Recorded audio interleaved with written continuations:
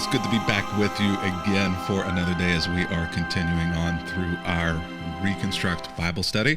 We're working through this. You can get more details on this by visiting that URL that is right there, go.christtable.today/reconstruct. As we are working over 8 weeks through the book of Nehemiah, we are so glad that you are here with us for this journey. Today, we are in Nehemiah chapter 1.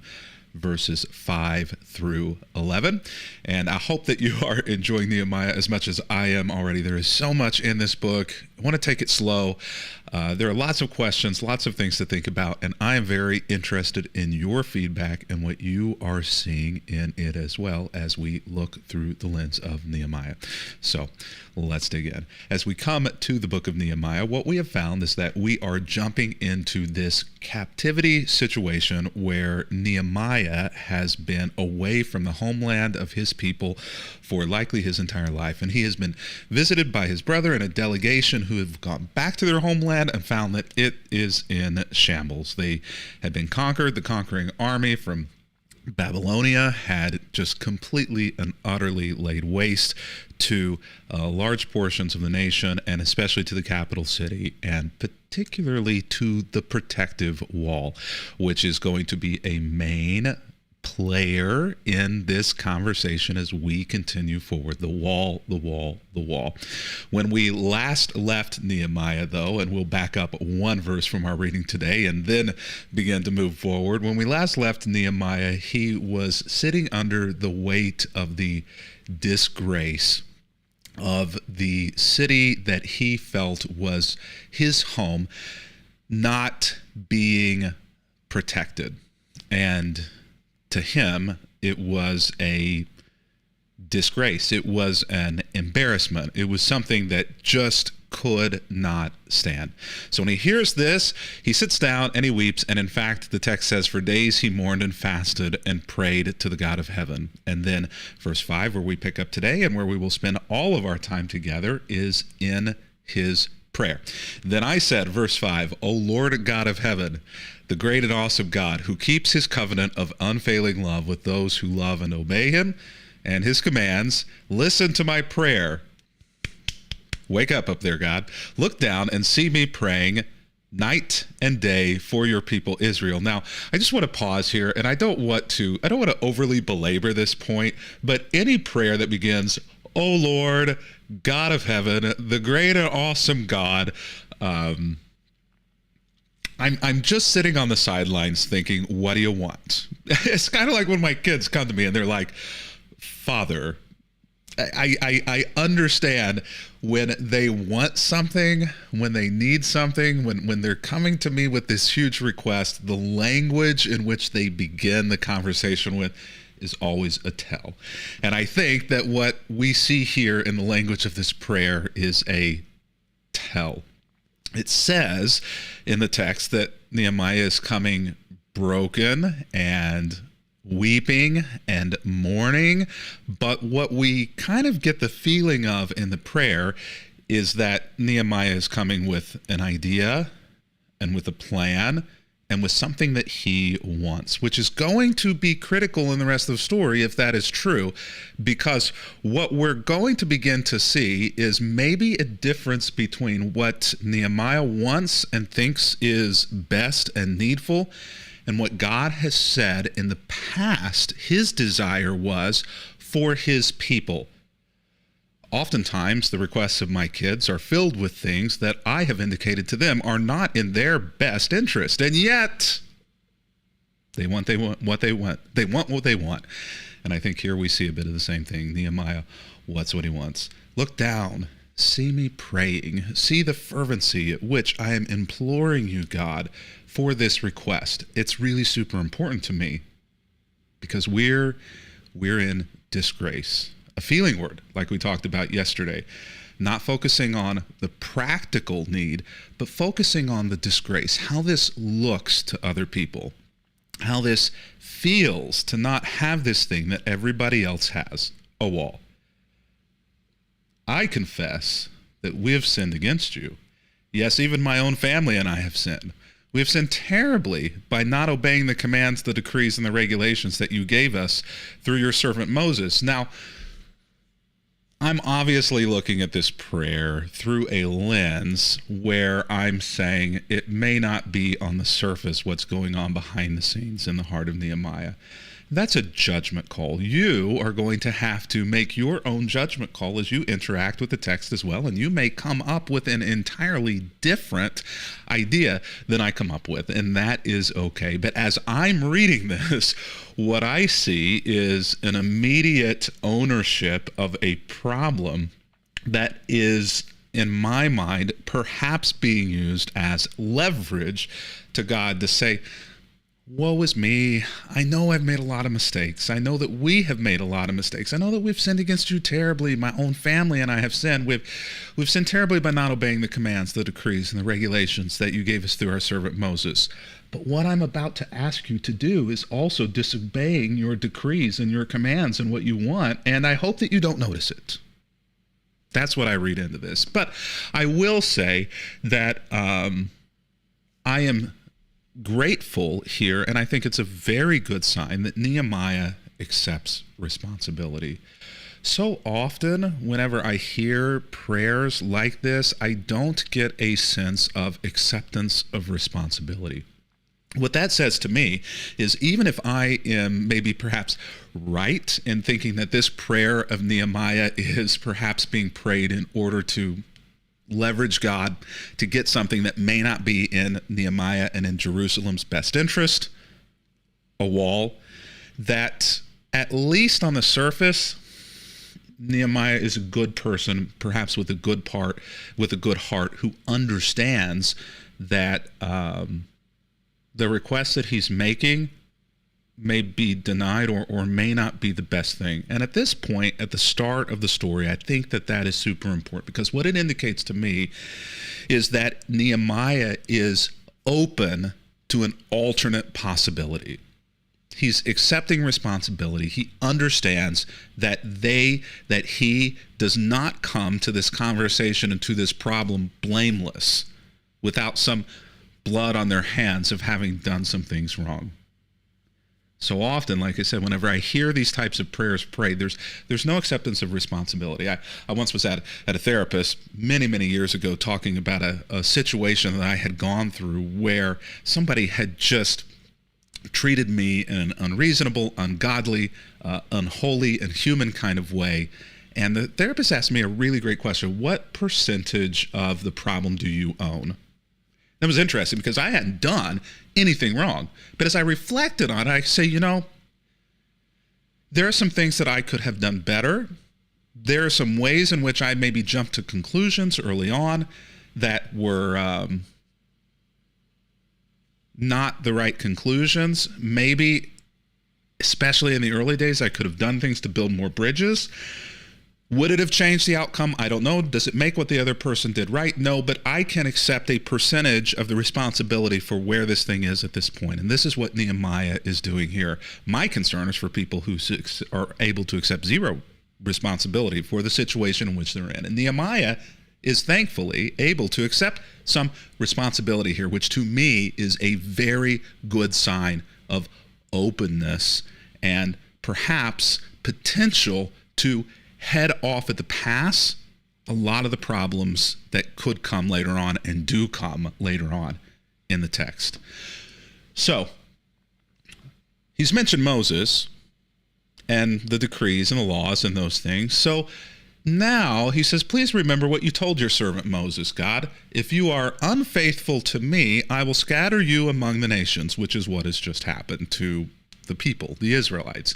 But if you return to me and obey my commands and live by them, then even if you are exiled to the ends of the earth, I will bring you back to the place I have chosen for my name to be honored, and the people you rescued by your great power and strong hand are your servants. And Nehemiah is using God's own words in order to say, God, you promised that if we did something wrong and we were sent away from the land, which is what happened, then if we changed our ways, then you would bring us back to the place where you have chosen for your name to be honored. And so Nehemiah is now kind of placing this on God and saying, without this wall, with the city being in ruins, your name isn't being honored. You're a laughingstock, God. People aren't respecting you. The other nations, the other tribes, the other tongues, they're not respecting you. And you said that if you brought us back after doing the right thing and repenting of our wrong deeds and actions, then you'd bring us back to the place that you'd chosen for your name to be honored. And God, your name's not being honored in that place. We're your servants, the people that you've rescued by your great power and strong hand. God, you're very powerful. You see him buttering him up here? You're great, powerful. You're a great dad. You're a phenomenal person. You look incredible. You are a handsome individual. No one on earth has ever been wiser or more beautiful or stronger than you. We're just here to serve. We're just here to do your will, which is my will, that I'm hoping you will see as your will. Oh Lord, please hear my prayer. Listen to the prayers of those who delight in honoring you. Please grant me success today by making the king favorable to me. Put it into his heart to be kind for me. Nehemiah doesn't just need God's permission to do this. Really, he needs the king's permission to do this because they are still under the authority of Babylon and the king. So here is the prayer. And the short of it is, I want to encourage you. And this is tough, right? I mean, this is tough. Don't pray manipulative prayers. We have seen far too often manipulative prayers prayed. It's really easy for us to see manipulative prayers being prayed in others, and this is quite the tongue twister here, right? We have seen so often, and it's so easy to see manipulative prayers prayed by other people, but it is very difficult for us to see manipulative prayers being prayed by ourselves in our own words whenever it's something that we believe is right and good and pure and true and needful. And I fear that this is what Nehemiah is falling into the trap of here. Nehemiah is falling into the trap of believing that God wants and desires something to be done. And so trying to manipulate God into allowing that to happen by giving the king the willingness to allow this to be done, which in the past he said, no, I'm not going to let this wall be rebuilt. So the king is not only going to have to allow it, the king is going to have to go back on his word, which is part of the reason why Nehemiah needs God's help in changing the heart of the king. And it also, I think, is going to require God to either forget or go back on what he has asked for, and that is for him to be honored by them creating an openness and access to God to other people who are not Jewish. And this is kind of the point of the wall. The wall wasn't just to provide physical protection, but the wall was also there to provide distance to the unlovables, to the deplorables, to the people who were not like them. It was to keep people out, not just to protect the people who were in. But they're selling it as a disgrace. They're selling it as God's name cannot be honored without this wall. This is a manipulative prayer. And a manipulative prayer isn't okay, even if the thing that you're praying for is a good thing. It places us in the wrong place. And so many of us, this is the issue that we have with religious people even today, with the church even today, is the amount of manipulation that has gone on in the holy things that allows us to see that what people say and what people think and feel, who they are in disconnect, are not in alignment. Manipulative prayers reflect a heart, a life that is not in alignment. Not every religious person is this way, but many of us have seen it and can't stand it. And many of us maybe even have been that.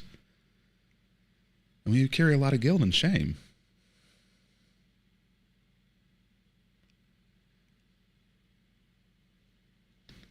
It's time for us to assess and put it all out there, to deconstruct all of those things that we're wrestling with that are problematic to a true and vibrant and holy journey of spiritual faith.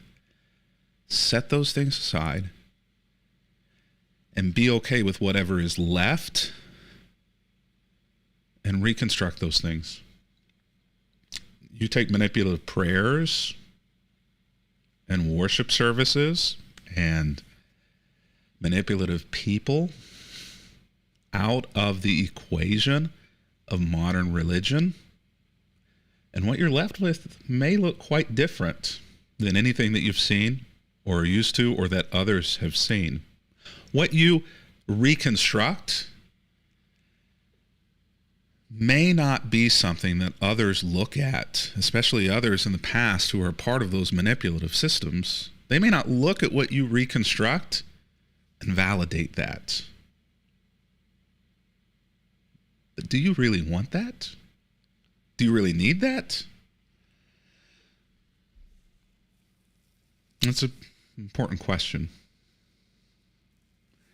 Beware of the people who need validation. Beware of the people who need God's favor. You know, it's interesting, and I referenced this a little bit in the third question of the study guide for today. There are many scholars who are smarter than I who believe that this prayer of Nehemiah was added. I think that's interesting because what it implies is that somebody may have at a later time looked at this text historically and thought to themselves, you know, we should probably spell out here what Nehemiah was thinking or saying. Nehemiah might need a little bit more help. There's a danger in that. There's a danger any time that we try to help other people or feel like other people need to be helped in explaining or clarifying their relationship with God. I'm sure that there are times where people have looked at you and your journey and said, you know what? You need a little help.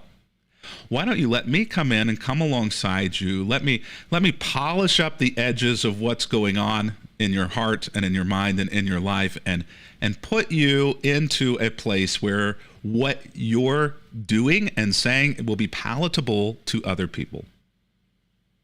This gets so many pastors in trouble. It gets so many people in trouble by allowing people to come in and massage their words, their actions, their deeds so that it will be more palatable, more ingratiating, more easily swallowed by the masses.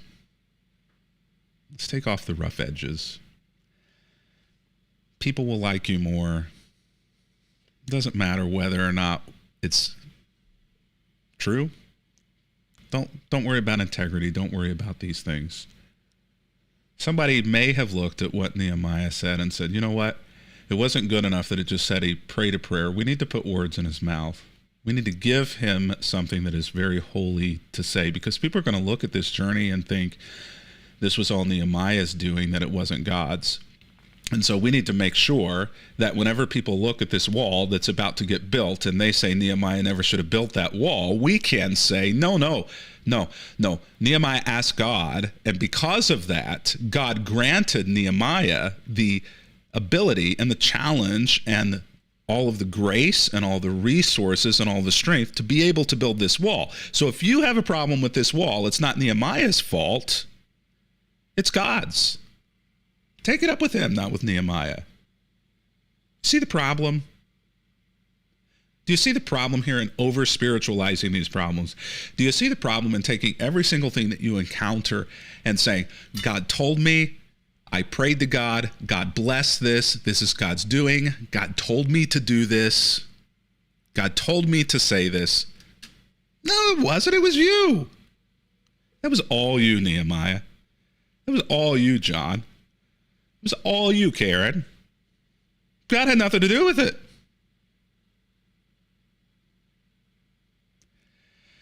Beware the person who needs every action that they take blessed by God and every move that they make to be favored by God. If you've seen that in other people and it's caused you to question your faith or to walk away from places of faith, don't be too hard on yourself. You may have just done the right thing. Until tomorrow, happy reading.